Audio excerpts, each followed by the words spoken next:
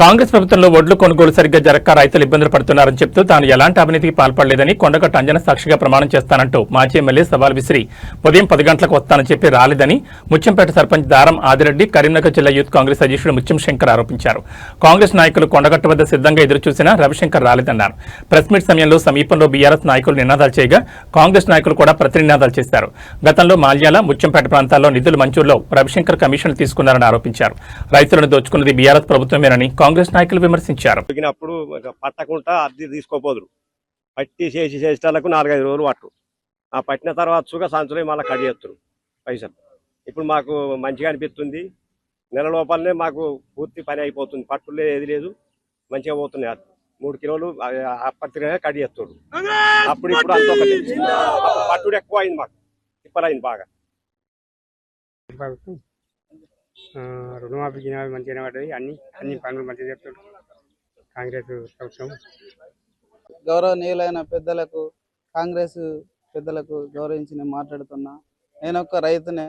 నేనొక్క 10 ట్రిప్పులు వ్యవసాయం చేసి పండించిన. గత ప్రభుత్వం టీఆర్ఎస్ ప్రభుత్వం ఏంటంటే పంట వచ్చేసరికి పట్టించి 2 కిలోల పట్టించినాక 2 కిలోలు కట్ చేయడం జరిగిన తర్వాత దానికి ఏంటంటే మళ్ళీ ఇత్తు పొడుగు ఉండాలి, అది తాళయింది తప్పయింది అని చెప్పి రైతులను ఇబ్బంది పెట్టింది. మిల్లులకు పోయే వరకు 3 నెలలు జరిగింది. ఇప్పుడు ఏంటంటే ఈ ప్రభుత్వం నెల రోజులల్లా తాళున్న తప్పున్న అని 3 కిలోలు కట్ చేసుకొని పట్టియకుండా మిల్లులకు చేరడం జరిగింది. ఎందుకంటే నేను కూడా ఒక రైతునే.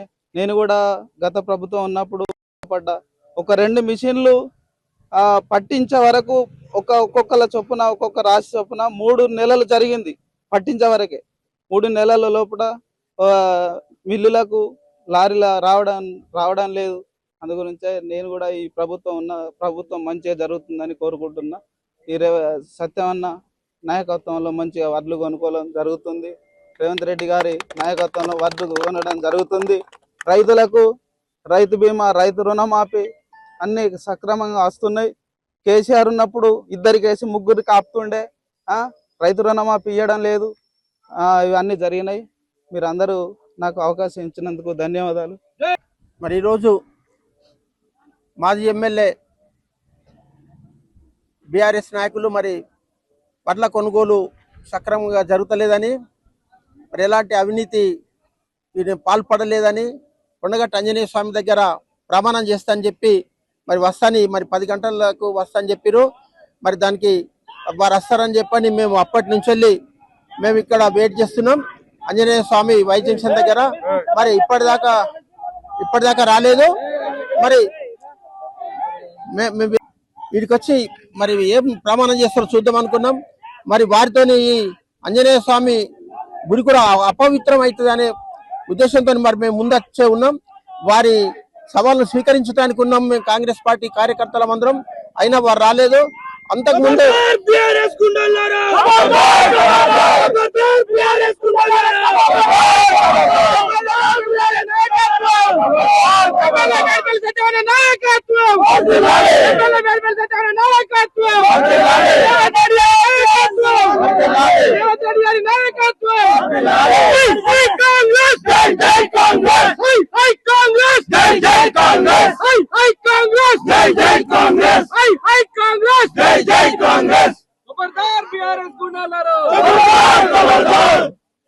खबरदार बीआरएस गुंडालारो, खबरदार बीआरएस गुंडालारो, खबरदार बीआरएस गुंडालारो, कांग्रेस पार्टी जिंदाबाद, कांग्रेस पार्टी जिंदाबाद, गणपतन नेकत्व వర్ధిల్లాలి, गणपतन नेकत्व వర్ధిల్లాలి. అయితే వారు మరి గతంలో చేసినటువంటి అవినీతి ప్రతి కుల సంఘం దగ్గర, మా దగ్గర మల్లెల గాని నూకపల్లిలో గాని మరి ముత్తంపేటలో అంబేద్కర్ సంఘం భవన నిర్మాణానికి కూడా నిధులు మంజూరు చేపిస్తానని చెప్పని 25,000, 50,000, 40,000 తీసుకొని మరి కుల సంఘాల దగ్గర కూడా తీసుకున్నటువంటి మరి దరిద్రపు నాయకులు బీఆర్ఎస్ నాయకులు. మరి ఇంత అవినీతి జరిగితే మేము ఇక్కడ మేము ఖండించడానికి కోసం వాటి ప్రూఫ్స్ సహా మేము ఇక్కడికి వచ్చినాం. మరి దానికి భయపడి మరి బీఆర్ఎస్ నాయకులు ఈ రోజు ఇక్కడికి రాలేదు. ముఖ్యంగా వరి ధాన్యం కొనుగోలు లోపల అంతకుముందు మేము ధాన్యాన్ని మొత్తం పట్టించి లోడ్ చేస్తే లోడింగ్ అన్లోడింగ్ 7 రూపాయలు మేము పేమెంట్ చేస్తే కూడా 2 కిలోల చొప్పున కట్ చేసిర్రు. మరి ఇంత దారుణమైనటువంటి రైతులను దోసుకున్నటువంటి ప్రభుత్వం ఈ రోజు మేము పట్టకుండానే తాళ్ళు తప్ప ఏది తీయకుండా రైతు ఎట్లా తీసుకొస్తే అట్లనే జోకితే మరి 2 కిలోల దాకా అది కట్ చేస్తే దానికి ఆ వరి ధాన్యం కొనుగోలు అయితే లేదని చెప్పని మరి ఇట్లాంటి అర్ధరహితమైనటువంటి ఆరోపణలు చేస్తున్న బీఆర్ఎస్ నాయకుల యొక్క మేము వారిని తీవ్రంగా ఖండిస్తున్నాం. Okay, thank you.